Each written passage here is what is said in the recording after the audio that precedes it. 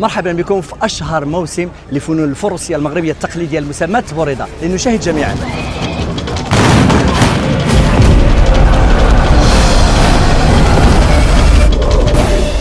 مرحبا بكم في موسم مولاي عبد الله أمغار.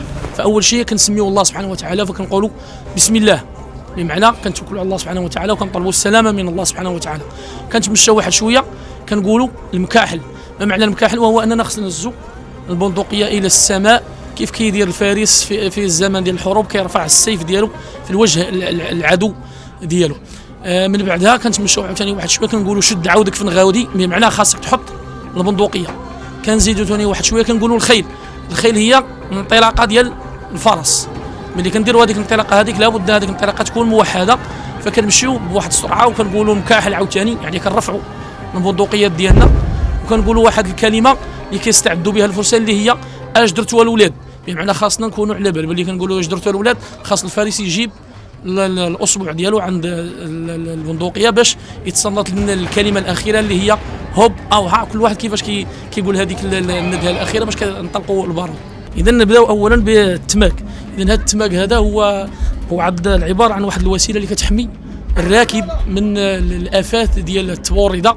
كيف كان في الحروب كانوا كيلبسوا واحد اللباس اللي هو خاص بالحروب اللي كيحميهم كذلك من دوك الضربات اللي كتكون في الحروب، فكذلك الفارس لابد انه يمتطي هذا التماك هذا او يلبس هذا التماك هذا من اجل الحفاظ على السلامه ديالو والحفاظ على الارجل ديالو. ثم كنمشيو كذلك للجلابه اللي هي كتمثل كذلك واحد الرمز ديال البلاد ديال هذه المملكه الشريفه.